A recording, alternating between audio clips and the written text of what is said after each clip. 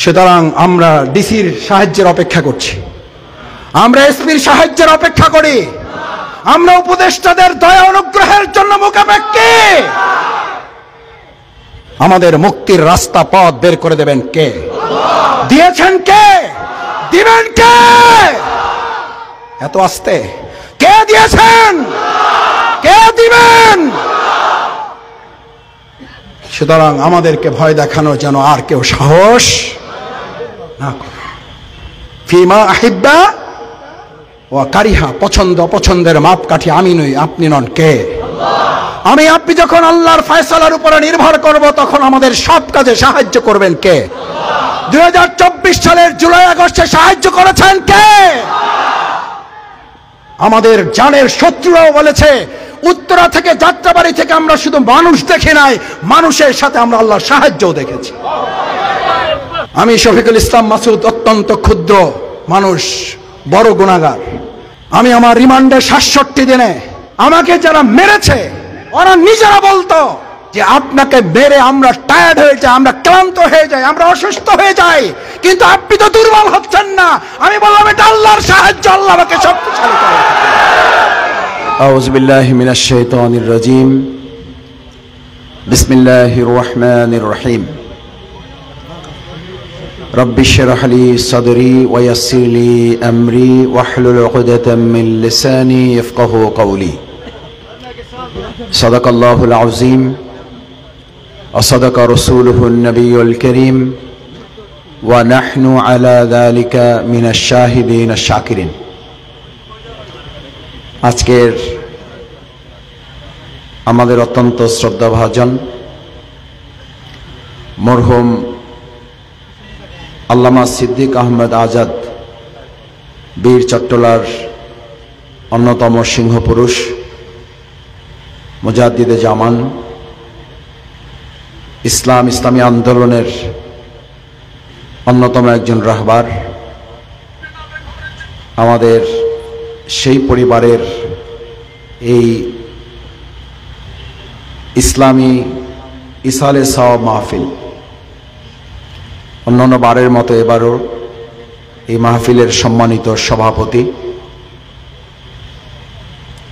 মরহুম আজাদ পরিবারের বড় সাহেবজাদা, আমাদের অত্যন্ত শ্রদ্ধাভাজন মুরব্বী, শারীরিক অসুস্থতা সত্ত্বেও যিনি দীর্ঘ সময় আপনাদের সাথে এখানে বসে আজকের এই বিশাল আয়োজনের সভাপতিত্বের দায়িত্ব পালন করছেন, আমাদের শ্রদ্ধাভাজন ভাই জনাব এম ওমর ফারুক আজাদ। আমি যার অনুরোধ মূলত রাখার জন্য এখানে এসেছি এবং আপনাদের সাথে দেখা করার জন্য এসেছি, এই আয়োজনের অন্যতম সমন্বয়ক আয়োজক মরহুম আজাদ পরিবারের সম্মানিত ভাই, আমার অত্যন্ত শ্রদ্ধাভাজন জনাব ফানাফিল্লাহ আজাদ ভাই, এখানে পরিবারের অন্যতম সদস্য জনাব মোহাম্মদ তাজাল্লি আজাদ ভাই সহ ইতিপূর্বে আমি এসে যার বক্তব্য রাস্তা থেকে শুনতে শুনতে এ পর্যন্ত এসে শেষ ওনার কথা শুনেছি, আমার অত্যন্ত শ্রদ্ধাভাজন বিশিষ্ট ইসলামিক স্কলার, আলেমে দ্বীন, খতিব সাদিকুল ইসলাম আজহারি ভাই, উপস্থিত অন্যান্য গণ্যমান্য ব্যক্তিবর্গ, বিভিন্ন দল মত এবং পথের সম্মানিত সুধীবৃন্দ, ইমাম, খতিব, শিক্ষক মণ্ডলী, আমার সামনে উপস্থিত আমাদের প্রিয় মাতৃভূমি বাংলাদেশ বিনির্মাণের আগামী দিনের কারিগর, তরুণ যুবক ভাইয়েরা, আমার পিতৃ সমতুল্য সম্মানিত মুরব্বিয়ানে কেরাম, সাংবাদিক বন্ধুগণ, আইন শৃঙ্খলায় নিয়োজিত সম্মানিত সদস্যবৃন্দ, মাইকের আওয়াজ শুনছেন আমাদের সম্মানিত মা এবং বোনেরা, উপস্থিত সম্মানিত মুসল্লিয়ানে কেরাম, আপনাদের সবাইকে আজ এই মধ্যরাতে কষ্ট করে যারা এখানে উপস্থিত আছেন, যারা মাইকের আওয়াজ শুনছেন, তাদের সবাইকে অন্তরে অন্তঃস্থল থেকে হৃদয়ের সবটুকু আবেগ এবং ভালোবাসা দিয়ে সশ্রদ্ধ সালাম জানাচ্ছি। আসসালামু আলাইকুম ওয়া রাহমাতুল্লাহি ওয়া বারাকাতুহু। আলহামদুলিল্লাহ, মহান আল্লাহ সুবহানাহু ওয়া তাআলার দরবারে শুকরিয়া যে আল্লাহ সুবহানাহু ওয়া তাআলা আমাদেরকে মহাগ্রন্থ আল কোরআনের ভালোবাসায় এখানে সম্পৃক্ত করে ইসলামের কিছু আলোচনা শুনে সেই অনুযায়ী আমল করা এবং তার আলোকে একটা পরিবার, সমাজ, রাষ্ট্র বিনির্মাণের জন্য এখানে কবুল করেছেন, মঞ্জুর করেছেন। তিনি দয়া করে, অনুগ্রহ করে আমাদেরকে এখানে শামিল হওয়ার তৌফিক দিয়েছেন। আমরা সিজদা অবনত চিত্তে, মস্তক অবনত করে, মধ্যরাত পার হয়ে গেছে, আল্লাহ তাআলার দোয়া কবুলের আসমানের দরজাগুলো উন্মুক্ত করে দেওয়া হয়েছে। সেরকম একটা বরকতপূর্ণ সময় আমার চোখের সামনে খালিদ বিন ওয়ালিদের উত্তরসূরিরা আছে, যেই যুবকদের এখন ক্লাবে থাকার কথা, যেই তরুণগুলো এখন মদের আড্ডায় থাকার কথা, যেই তরুণগুলো এখন জুয়ার আসরে থাকার কথা, আমার সেই তরুণগুলো, আমার সেই যুবকগুলো দুনিয়ার সমস্ত নাজ নেয়ামতকে ফেলে রেখে দুপায়ে আঘাত করে, পদানত করে, দুনিয়াকে হ্যায় প্রতিপন্ন করে পরকালকে যারা অগ্রাধিকার দিয়ে আসমানের এই নিচে বসে যারা এখানে অবস্থান নিয়েছে, আল্লাহ তাআলা যাদেরকে এই তৌফিক দিয়েছেন, সেই আল্লাহর দরবারে আমরা একবার অন্তরের অন্তঃস্থল থেকে সিজদায় মাথা নত করে হৃদয়ের সবটুকু আবেগ এবং ভালোবাসা উজাড় করে সবাই শুকরিয়া আদায় করি আলহামদুলিল্লাহ। আল্লাহ তাআলার কাছে প্রথমে তৌফিক কামনা করি।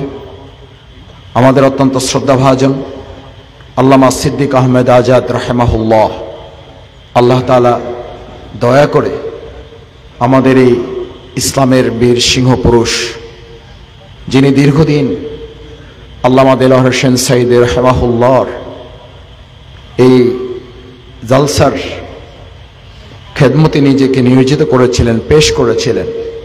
আল্লাহ তাআলা তাকে জান্নাতের মেহমান হিসাবে কবুল করুন।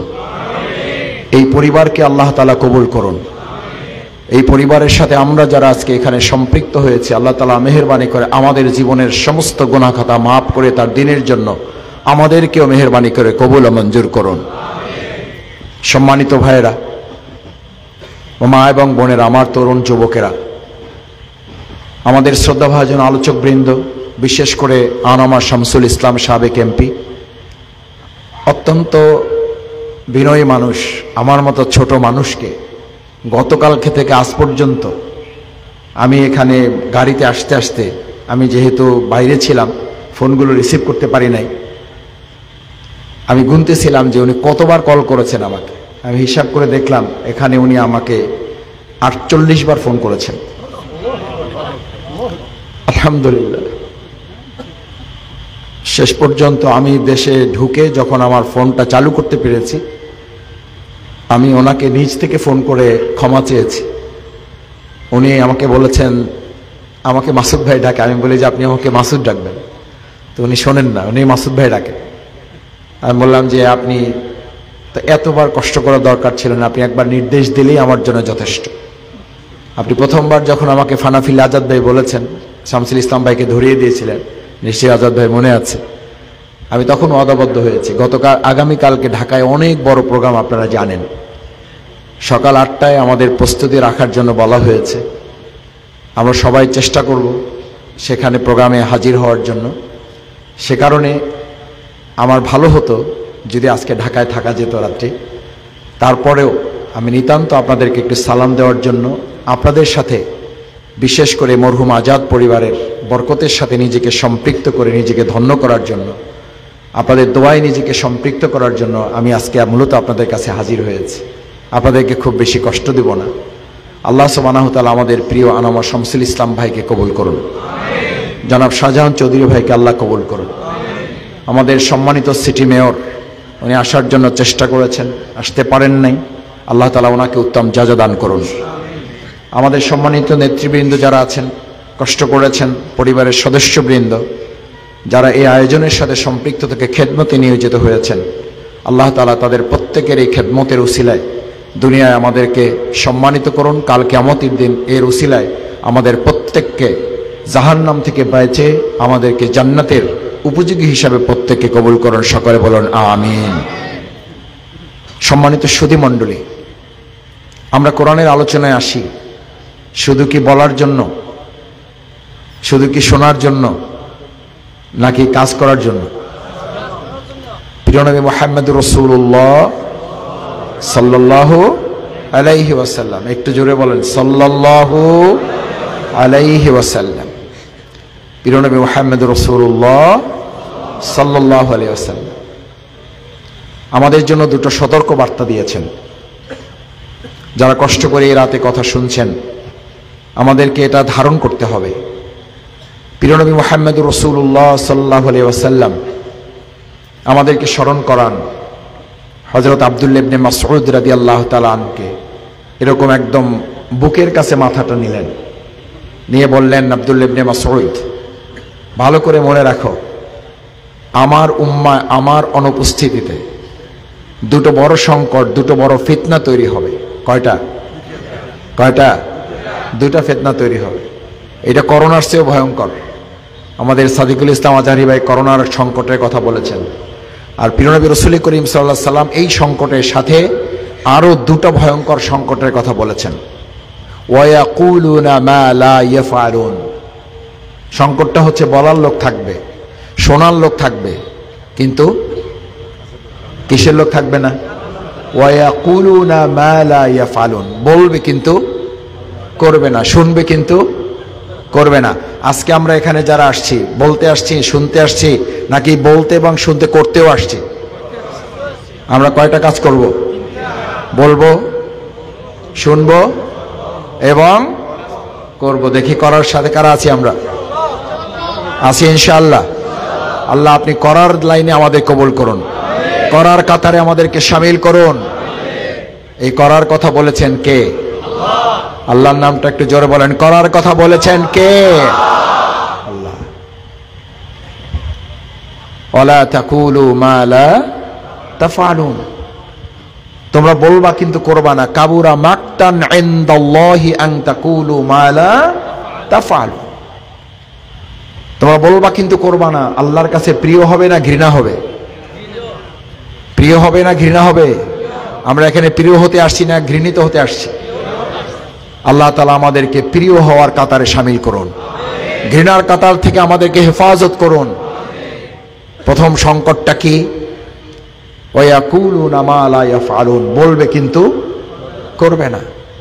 কারণ বলবে এবং করবে এটা ঈমানদারদের বৈশিষ্ট্য, আর বলবে করবে না, শুনবে মানবে না, এটা কার বৈশিষ্ট্য? কাফেরদের বৈশিষ্ট্য। সাহাবায়ে কেরামদের বৈশিষ্ট্য ছিল ক্বালু সামি'না ওয়া আতা'না। আমরা শুনলাম, মানলাম। আর আজকে যে জামানা আমরা বাস করছি, শুনলাম ওয়া আসাইনা, সামি'না ওয়া আসাইনা। আমরা শুনলাম কিন্তু মানলাম না। এই লোক এখন এই জামানায় আর নাই। আছে? চট্টগ্রামে নাই? চট্টগ্রামে আছে, লোহাগড়ায় নাই। লোহাগড়ায় আছে, এই এলাকায় নাই। এরপরে আর যাইলাম না। ভাইয়েরা বলতেছে এখানেও আছে। আল্লাহ আমাদের হেফাজত করুন। আল্লাহ তাআলা এই কাতার থেকে আমাদেরকে মাহরুম করুন। এই জামানাটা হচ্ছে দ্বিতীয় সংকট বলা হচ্ছে ওয়ায়াফআলুনা মা লা ইউমারুন। একেবারে যে করবে না তা না, করবে। পছন্দ হইলে করবে, পছন্দ না হইলে করবে না। এই আমল রাসূল সাল্লাল্লাহু আলাইহি সাল্লাম বলেছেন আসবে, আর আমাদের বলতে হবে এসে গেছে। রাসূল সাল্লাল্লাহু আলাইহি সাল্লাম পাস্ট টেন্সে বলেছেন না, ফিউচারে বলছেন। আর আমাদের বলতে হবে এটা কোন টেন্সে? প্রেজেন্ট টেন্সে, প্রেজেন্ট কন্টিনিউয়াস টেন্স। এটা এখন আমরা পার করতেছি সময়, যে পছন্দ হইলে করবে, পছন্দ না হইলে করবে না। মহাগ্রন্থ আল কোরআনের সমস্ত আয়াত মুসলমানদের জন্য নাকি ভাগ করা আছে? আকিমুস সালাত, এটা কার কথা? এটা আমার পছন্দ, এটা আমি মানব। আকিমুদ্দিন, এটা কার কথা? এইটা বললে বলবে যে এইটা আসলে একটু ঝামেলা আছে। আছে না নেই? কি ঝামেলা আছে? ইসালে সব মাহফিল হইতে পারবে, কিন্তু ওখানে কোনো রাজনীতি করা যাবে। আমরা মরহুম আজাদ পরিবারকে ভালোবাসি, কিন্তু ফানাফিল্লা ভাই খবর রাখেন, মনে রাখেন, কিন্তু একটু নিরপেক্ষ থাকার চেষ্টা করেন। নিরপেক্ষ থাকার অর্থ কি? আকিমুস সালাত মানতে পারবেন, কিন্তু আকিমুদ্দিন মানতে পারবেন আকিমুস সালাতের 5টা 7টা 10টা ফজিলত বর্ণনা করেন, কোনো অসুবিধা নাই। কিন্তু যেই ফজিলতের জন্য আল্লাহ রাসূল করিম সাল্লাল্লাহু আলাইহি ওয়াসাল্লাম, আমি এই গতকাল এবং তার আগের দিন যে সমস্ত জায়গাগুলো আপনারাও মক্কায় গেলে মদিনায় গেলে ভিজিট করেন, সালমান ফার্সি রাদিয়াল্লাহু তাআলা আনহু উহুদের আগে, খন্দকের যুদ্ধে যেই খননটা তিনি করেছিলেন, আমাকে যিনি দেখাচ্ছিলেন, আমিও কিছু টুকটাক তো পড়াশোনা করার চেষ্টা করেছি মাদ্রাসায়, কোরআন হাদিস থেকে যতটুকু জেনেছি, আর যিনি আমার সাথে ছিলেন তিনি আমাকে দেখাচ্ছিলেন আর বলছিলেন, এই খন্দক যখন নির্মাণ কাজ চলতেছে, প্রতিপক্ষকে মোকাবেলার জন্য যখন খন্দকের নির্মাণের কাজে প্রিয় নবী মুহাম্মদুর রাসূলুল্লাহ সাল্লাল্লাহু আলাইহি ওয়াসাল্লাম কি শুধুমাত্র মুখে বলেছেন, শুধু কি নির্দেশ দিয়েছেন, নাকি ওই খন্দকার কাজে নিজে নির্দেশদাতা হিসাবে নিজেও ভূমিকা পালন করেছেন? করছেন না করেন নাই? নাকি শুধু বলছেন যে তোমরা করো, আমি দাঁড়ায় আছি, আমার তো একটু বয়স টয়স হয়েছে? নাকি এটা বলেছেন যে তোমরা করো, কর্মী তারা থাকতে আবার নেতার কাজ কি? এটা বলেছেন? কাজ চলমান আছে, সময় কম, প্রতিপক্ষ আশেপাশে এসে গেছে। রাসূল করিম সাল্লাল্লাহু আলাইহি ওয়াসাল্লামের সামনে সাহাবা আজমাইন কিরাম, ফজরের সালাতের টাইম এসে গেছে, রাসূল সাল্লাল্লাহু আলাইহি ওয়াসাল্লাম বললেন সালাত পড়া হবে, কাজ চালাইতে থাকো। জোহরের সালাতের সময় এসে গেছে, রাসূল সাল্লাল্লাহু আলাইহি ওয়াসাল্লাম বললেন কাজ চালাতে থাকো। আসরের সময় চলে এসে রাসূল সাল্লাল্লাহু আলাইহি ওয়াসাল্লাম বললেন কাজ চালাতে থাকো। মাগরিবের সময় চলে এসেছে, বললে কাজ চালাতে থাকো। এশার সালাত চলে এসেছে, রাসূল সাল্লাল্লাহু আলাইহি ওয়াসাল্লাম বললেন খন্দকের কাজ চালাতে থাকো। যতক্ষণ খন্দকের নির্মাণ কাজ সম্পন্ন না হচ্ছে ততক্ষণ যত সালাত আসবে সবগুলো সালাত আমরা একসাথে আদায় করে ফেলবো, খন্দকের কাজ নির্মাণ আগে শেষ হবে। তার মানে সালাতের গুরুত্ব কম, এটা বুঝাইলাম তো আপনাদের। তার মানে হলো যারা আমাদেরকে আজ এ কথা বুঝাতে চান, বলতে চান, আলেমদেরকে আবার চোখে আঙ্গুল দিয়ে বুঝাইতে চান, ধরাই দিতে চান, আকিমুস সালাতের বর্ণনা করেন, রোজার বর্ণনা করেন, হজের বর্ণনা করেন, যাকাতের বর্ণনা করেন, জিকিরের বর্ণনা করেন, কিন্তু আল্লাহর জমিনে আল্লাহর দিন বিজয় আকিমুদ্দিনের বর্ণনা করার কাজে আপনারা হাত দিয়েন না, রাজনীতির ধারে কাছে। আমার ভাইয়েরা এখানে যারা আছেন লোহাগড়া, আমার এই লোহাগড়ায় আমাদের ভাইয়েরা শুধুমাত্র কি চোখের পানি ফেলেছে? শুধুমাত্র কি আপনারা ঘাম ঝরিয়েছেন? নাকি এখানে রক্ত ঝরেছে? অসংখ্য শহীদের ময়দানে লোহাগড়া, যে ময়দানে চোখের পানি পড়ে, যে ময়দানে শরীরে ঘাম ঝরে, যে ময়দানে শরীরে রক্ত ঝরে, রক্ত, ঘাম এবং চোখের পানি যখন এক হয়ে যায়, ওই ময়দানকে আল্লাহ ইসলামের জন্য কবুল করে ফেলেন। লোহাগড়ায় রক্ত ঝরেছে, পানি ঝরেছে, চোখের পানি ঝরেছে, ইসলামের জন্য জমিন কবুল হয়েছে।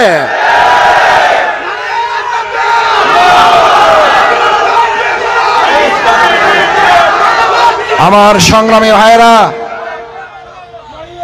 আমরা চোখের পানি ঝরাতে পারি, আমরা প্রয়োজন হলে শরীরের ঘাম দিতে পারি, আমরা প্রয়োজন হলে রক্ত জীবন বাজি রেখে আল্লাহর জমিনে আল্লাহর দিন বিজয়ের সিদ্ধান্ত নিয়ে কাজ করতে পারি।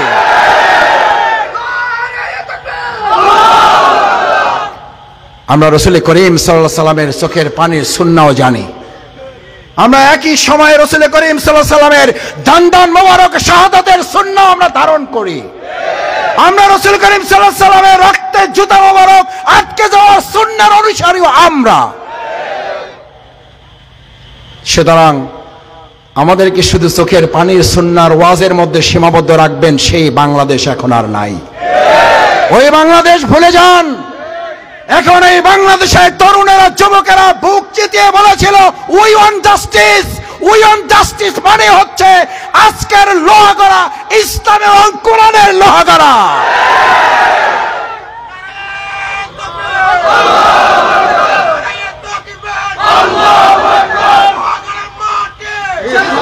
আমার ভাইয়েরা, সেজন্য প্রিয় নবী মুহাম্মদুর রাসূলুল্লাহ সাল্লাল্লাহু আলাইহি ওয়াসাল্লাম আমাদের শুধু কথা বলতে বলেন নাই, শুনতে বলেন নাই, আমাদের কাজও করতে বলেছেন। ভাই এখানে আয়াত দিয়ে শুরু করেছেন ঘোষণা, আল্লাযীনা আমানু ইউকাতিলুনা ফি সাবিলিল্লাহ ওয়াল্লাযীনা কাফারু ইউকাতিলুনা ফি সাবিলিত তাগুত। এই জন্য আমি মাঝে মধ্যে বলি, আমরা যখন জিজ্ঞেস করি ভাই আপনি কি, কয় যে আমি ইসলামী আন্দোলনের সুদী শুভাকাঙ্ক্ষী। আলহামদুলিল্লাহ, যারা এখানে সুদী শুভাকাঙ্ক্ষী সম্মানিত ব্যক্তিবর্গ আছেন, আপনাদের এই সুদী শুভাকাঙ্ক্ষীর প্রতি সম্মান শ্রদ্ধা রেখে বলছি, আমাদের এই সমাজে এমন কাউকে পাবেন, তাকে জিজ্ঞেস করবেন যে ভাই আপনি নামাজের কি, আকিমুস সালাতের আপনি কি, তো উনি যদি বলে যে ভাই একটু ব্যস্ততার মধ্যে থাকি, তো নানান কাজকাম করতে হয়, বিরাট কোম্পানি সামলাইতে হয়, বিরাট চাকরি সামলাইতে হয়, বিরাট ব্যবসা সামলাইতে হয়, নামাজ পড়ার সময় পাই না। নামাজের সুদী, কিসের সুদী? নামাজের সহযোগী। কিসের সহযোগী? আচ্ছা, রোজার সহযোগী বলে কাউকে পাইছেন? রোজা রাখতে পারে না, রোজার কি? নামাজ পড়তে পারেন না, নামাজের কি? এই কথা বললে কি আপনি এটাকে কিভাবে নেবেন যে আমি ভাই নামাজ কালাম পড়ার সময় পাই না, আমি নামাজের কি সুদী? আমি রোজা রাখতে পারি না, রোজার কি? কেউ রোজা রাখলে আমি তার সহযোগিতা করি, এটা ইসলামে অনুমোদন আছে? আকিমুস সালাতে নাই, কুতিবা আলাইকুমুস সিয়ামে নাই, আকিমুদ্দিনে আমি এটা কোথা থেকে আবিষ্কার করলাম?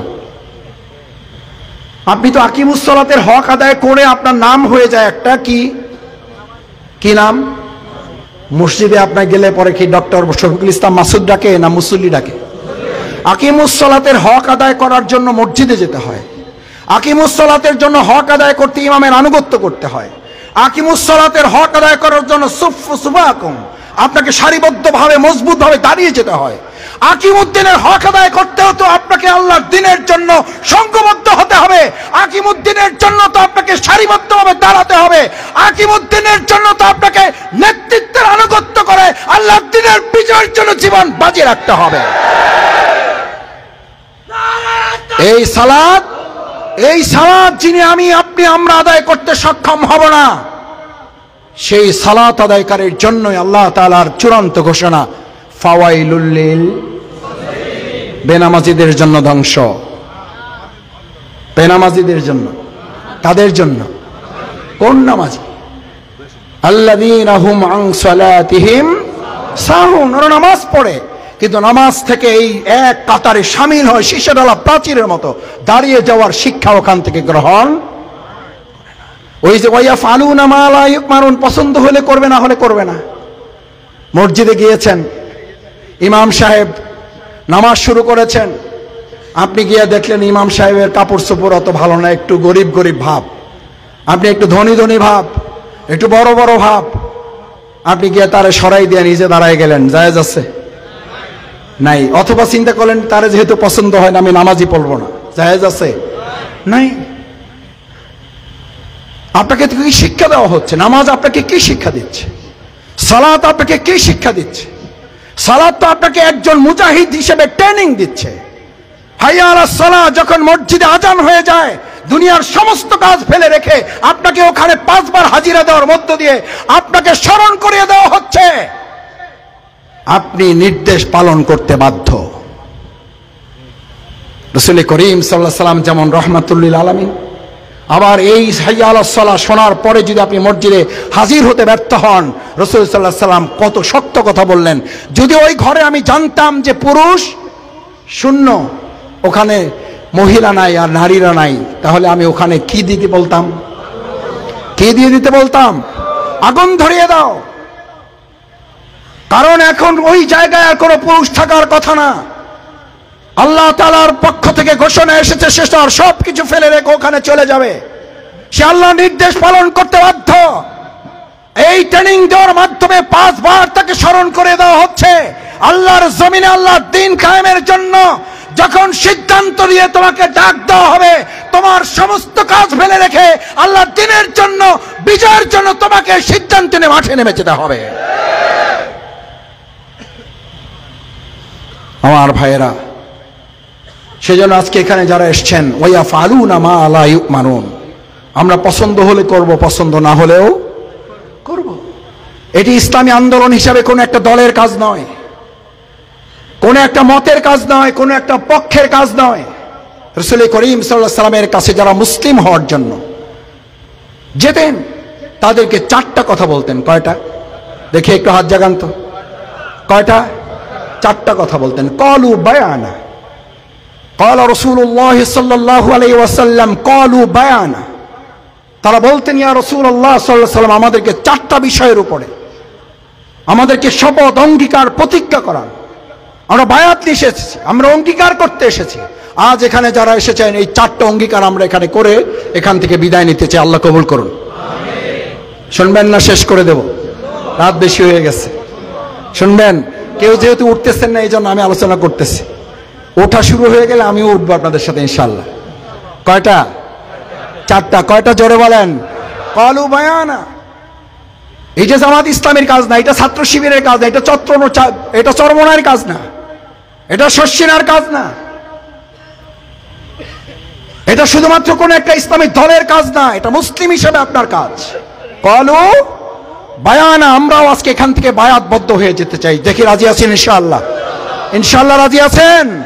আল্লাহ হাতগুলো দুনিয়ার ক্যামেরায় যদি বাদ পড়েও যায়, আর সে আজিমের ক্যামেরায় গভীর রাতে হাতগুলো দেখে দেখে কাল কিয়ামতের কঠিন ময়দানে আমাদেরকে জান্নাতের জন্য আপনি বাছাই করে নিয়েন। ক্বালু বায়ানা। প্রথম রাসূল করিম সাল্লাল্লাহু আলাইহি ওয়াসাল্লাম বললেন, প্রথম শপথ পড়ো, ফিমা আহিব্বা ওয়া কারিহা। পছন্দ হইলেও করবা, পছন্দ না হলেও করবা। মিষ্টি খাওয়া পছন্দ, দাড়ি রাখা পছন্দ, টুপি রাখা পছন্দ, লম্বা জামা পরা পছন্দ।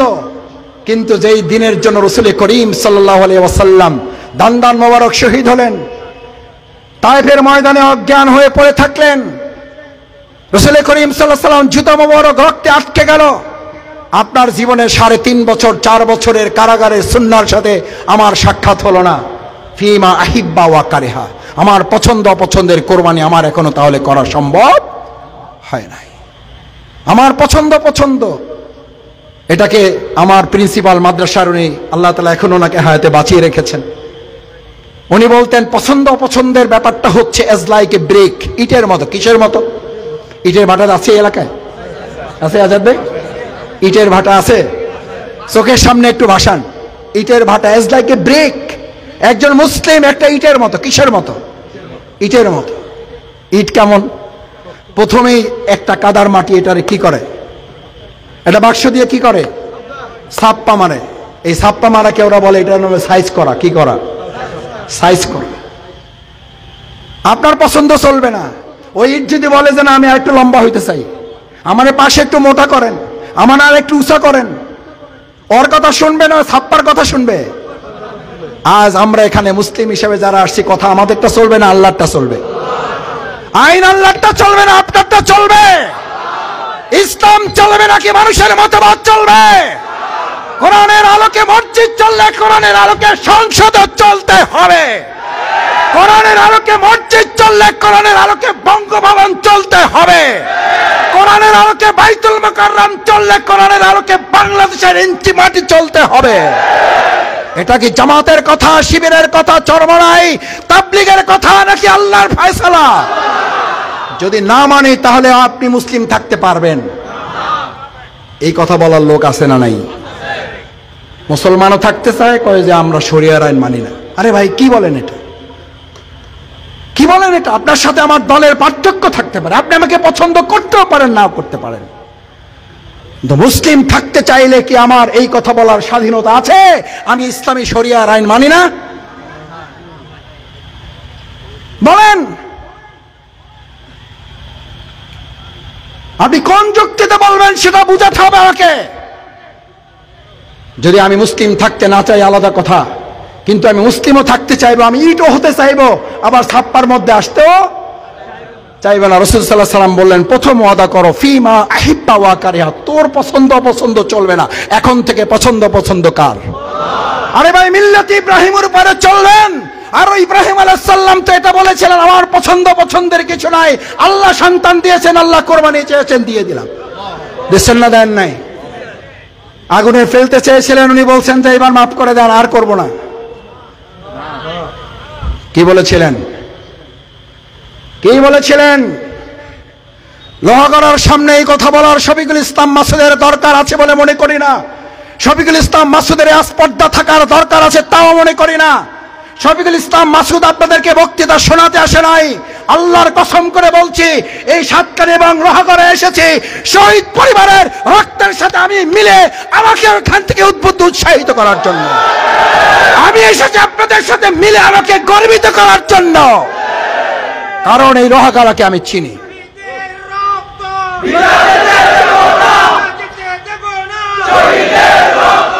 সংগ্রামী ভাইয়েরা, লোহাগড়াকে এই কথা মনে করিয়ে দেওয়ার জন্য শুধু বলছি, হযরত ইব্রাহিম আলাইহিস সালামকে যে আগুনে ফালানোর সিদ্ধান্ত নেওয়া হয়েছে, আগুনে ফালাবার সমস্ত চূড়ান্ত ফয়সালা হয়ে গেছে। জিবরাইল আলাইহিস সালাম আসছে না আসে নাই? কিছু বলছিল? কি বলছিল? কি বলেছিল? যদি মনে করেন তাহলে আপনাকে আগুন থেকে বাঁচাইতে পারবো না প্রস্তাব দিয়েছিলেন না, দেন নাই? তো উনি তখন বলছিলেন যে আসবেন, যেহেতু এত দেরি করলেন কেন? এতক্ষণ ধরে টেনশনে আছি মিয়া, আসি আবার জিজ্ঞেস করতেছেন আপনি আমার জায়গায় হলে কি করতেন? শফিকুল ইসলাম মাসুদ হইলে এটা বলতো না যে মিয়া ফাইজলামি পেয়েছেন, এতক্ষণ পরে আইসেন, আইসা আবার জিজ্ঞেস করতেছেন না আমার জায়গায় আপনি আসেন। আগুনের শিখা দেখছেন, ভাবসাব দেখছেন, জিজ্ঞাসা করার টাইম আছে, ব্যবস্থা নেন। আর আসছিনি যেহেতু এত কথা বলতেছেন কেন, কাজ করেন। বলতে পারতেন না। আমার ভাইয়েরা, ইসলামী আন্দোলনের কর্মীদেরকে যে যত দুর্বল মনে করেন, একটা কথা পরিষ্কার লোহাগড়া থেকে জানিয়ে দিতে চাই, আমরা দুর্বল হতে পারি, আমরা সাইজে ছোট হতে পারি, আমরা দলে একটু হালকা হতে পারি, কিন্তু যে আল্লাহর গোলামি করে আমাদের সেই আল্লাহ পৃথিবীর সবচেয়ে শক্তিশালী।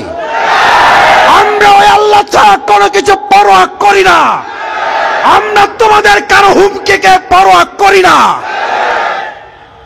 ইব্রাহিম আলাইহিস সালাম বললেন, আহা জিবরাইল, আফসোস তোমার জন্য।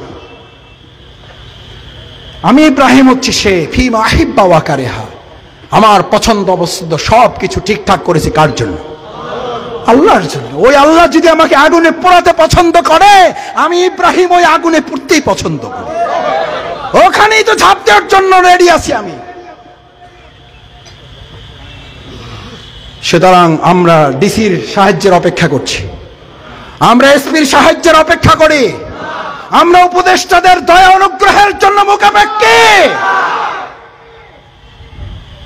আমাদের মুক্তির রাস্তা পথ বের করে দেবেন কে? দিয়েছেন কে? দিবেন কে? এত আস্তে কে দিয়েছেন? কে দিবেন? সুতরাং আমাদেরকে ভয় দেখানো যেন আর কেউ সাহস না করে। ফিমা আহিব্বা ওয়া কারিহা, পছন্দ অপছন্দের মাপকাঠি আমি নই, আপনি নন। কে? আমি আপনি যখন আল্লাহর ফয়সালার উপরে নির্ভর করব, তখন আমাদের সব কাজে সাহায্য করবেন কে? 2024 সালের জুলাই আগস্টে সাহায্য করেছেন কে? আমাদের জানের শত্রুরাও বলেছে, উত্তরা থেকে যাত্রাবাড়ি থেকে আমরা শুধু মানুষ দেখি নাই, মানুষের সাথে আমরা আল্লাহর সাহায্যও দেখেছি। আমি শফিকুল ইসলাম মাসুদ অত্যন্ত ক্ষুদ্র মানুষ, বড় গুনাহগার। আমি আমার রিমান্ডে 67 দিনের রিমান্ডে আমাকে যারা মেরেছে, ওরা নিজেরা বলতো যে আপনাকে মেরে আমরা টায়ার্ড হয়ে যাই, আমরা ক্লান্ত হয়ে যাই, আমরা অসুস্থ হয়ে যাই, কিন্তু আপনি তো দুর্বল হচ্ছেন না। আমি বললাম এটা আল্লাহর সাহায্য, আল্লাহ আমাকে শক্তিশালী করে।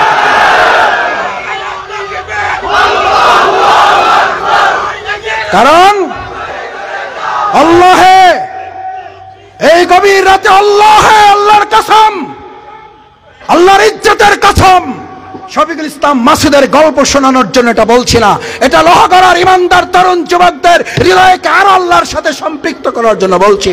ভালো করে কান খুলে শুনে রাখো।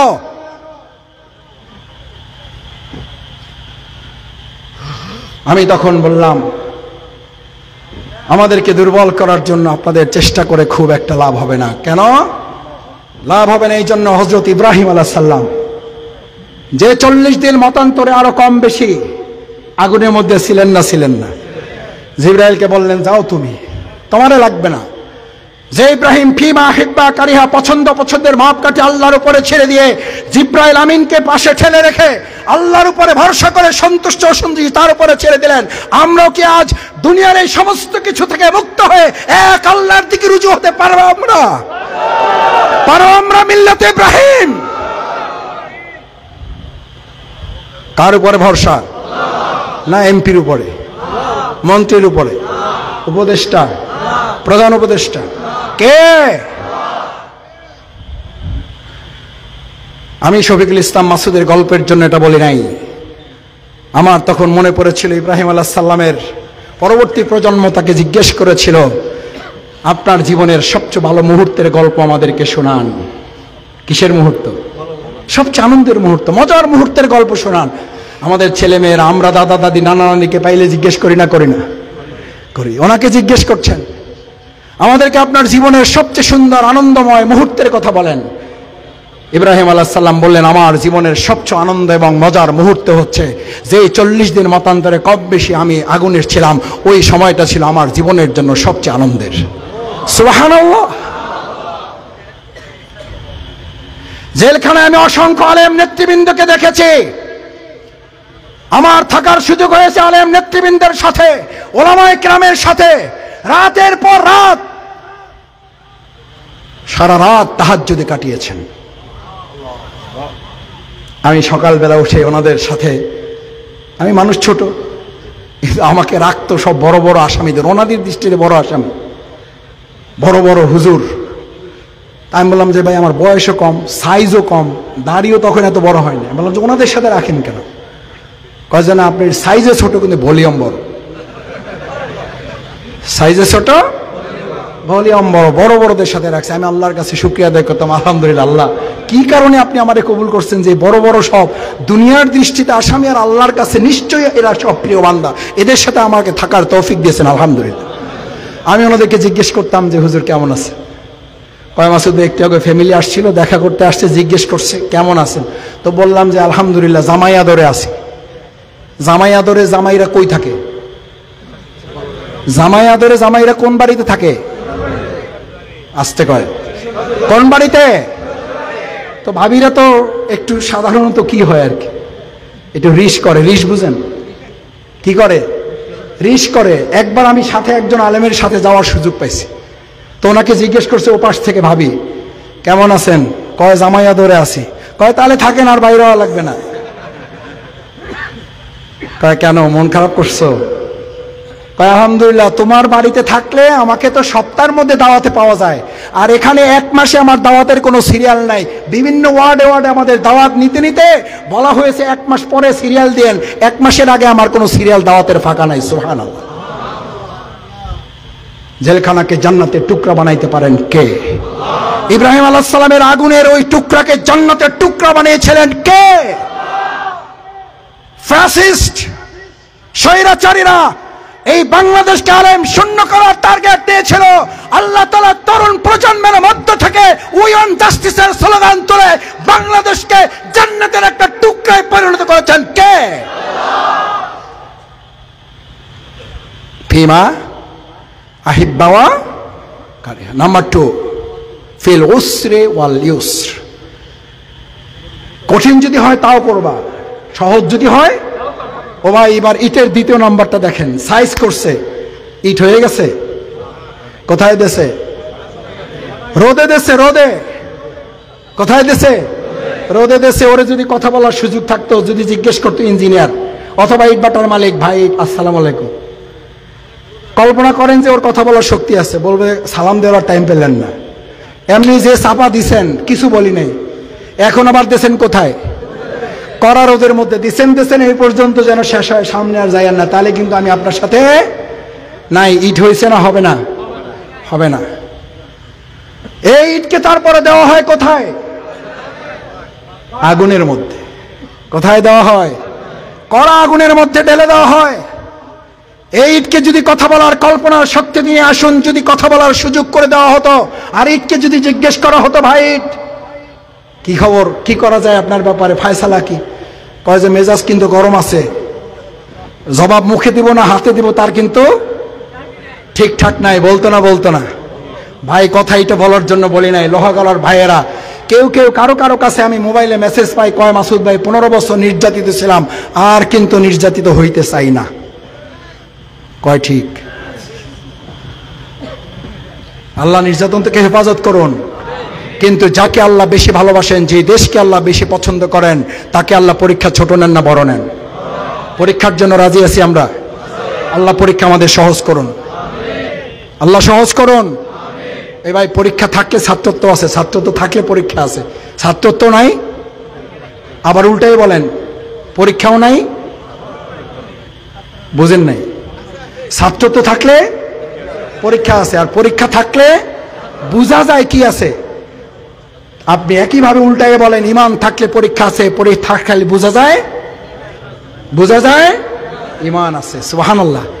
আল্লাহ কবুল করুন, আমাদের সাথে সহজ করুন। এইবার ইটটা তৈরি হয়ে গেলে, আগুনে পুড়ে আসলো, এবার বিল্ডিং তৈরি করা পালা। কি তৈরি করার পালা? আলহামদুলিল্লাহ, বাংলাদেশ আবার ইসলামী রাষ্ট্র বিনির্মাণের পালা।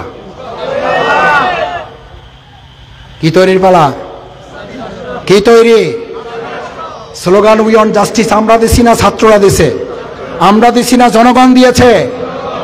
বৈষম্যের হীন একটা বাংলাদেশ, এই কথা কি মানুষের নাকি আল কোরআনের? বৈষম্যহীন বাংলাদেশ, এই কথা কি মানুষের নাকি ইসলামের? সুতরাং ইসলামের এই বিধান বাংলাদেশে কায়েম হবে।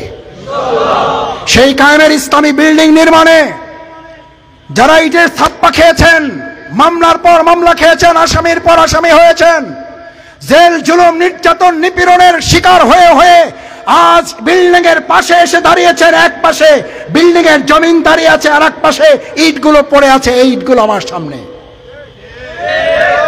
প্ল্যানার গুলো আমার পাশে বসে আছেন, প্ল্যানার ইঞ্জিনিয়ার। এবার ইঞ্জিনিয়ার ইটগুলোকে সামনে রেখে বলছেন, ভাই ইট, আসসালামু আলাইকুম। কয় যে সালাম দিয়েছেন, ঠিক আছে, কিন্তু সালাম বুঝে শুনে দিয়েন। এখন আবার কি বলবেন তা তো বুঝতেছি না। সাইজ করছেন, কিছু বলি নাই। রোদে দিয়েছেন, তাও চুপচাপ ছিলাম। ধৈর্যের একটা সীমা আছে, এটা আপনি বলেন। আর ইসলাম বলে যেটা সীমা আছে ওইটা ধৈর্যের কোনো কি নাই। ধৈর্যের সীমা ততক্ষণ পর্যন্ত, হাত্তা আতাহুম নাসরুনা, ততক্ষণ পর্যন্ত ধৈর্য ধরো, যতক্ষণ না কার সাহায্য আসে। কার সাহায্য? আমা সবরুকুম, তোমার ততক্ষণ ধৈর্য ধরো, হাত্তা আতাহুম নাসরুনা। প্ল্যানার ইঞ্জিনিয়ার এসে ইটগুলোকে পাশে রেখে বললো, ভাই ইট এবার এক জায়গায় হও। বলছে না, এক জায়গায় হইতে পারবো না, নানান ঝামেলা আছে। বলছে না, হইতে হবে। আচ্ছা ভাই বলেন, 3 লক্ষ ইট এক জায়গায় পড়ে আছে, দেখে কেউ বলছে এটা বিল্ডিং? বলবে? ওই ইটগুলোকে সিদ্ধান্ত মানতে হবে। এবার ইটকে বললো, ভাই ইট তোমাকে 5 তলায় দেবো নাকি বিল্ডিং এর নিচতলায় ফাউন্ডেশন তৈরির কাজে দেব? বললো যে আমার 5 তলায় রোদে দেবেন না, বিল্ডিং তৈরির জন্য নিচে এমন জায়গায় দিবেন না যেখানে কেউ দেখতে পাবে না, আমারে দিবেন দোতলায়, এমডি সাহেবের রুমে। কোন রুমে? যেখানে এসি থাকবে, ফ্যান থাকবে, লাইট থাকবে, ডেকোরেশন চেয়ার থাকবে। পৃথিবীর সমস্ত ইটগুলো যদি দোতলায় থাকার সিদ্ধান্ত নেয়, বিল্ডিং হবে? এখানে যারা আছেন ইটগুলোর কাছে জানতে চাই, আমাদের প্ল্যানাররা আল্লাহর মূল প্রাণ থেকে আমাকে যদি ছাদে কবুল করে, ছাদের জন্য রাজি আছি। আমাকে যদি বিল্ডিং এর ফাউন্ডেশনের জন্য কবুল করে, আমি রাজি আছি। আমার ইটগুলো আমার মেশিনের মধ্যে দিয়ে যদি খোয়া বানানোর সিদ্ধান্ত নেয়, গুড়া টুকরা করে ফেলার সিদ্ধান্ত নেয়, আমি গুড়া টুকরা হয়ে মেশিনের মধ্যে গিয়ে আমি আল্লাহর জন্য প্রস্তুতি নিতে রাজি আছি।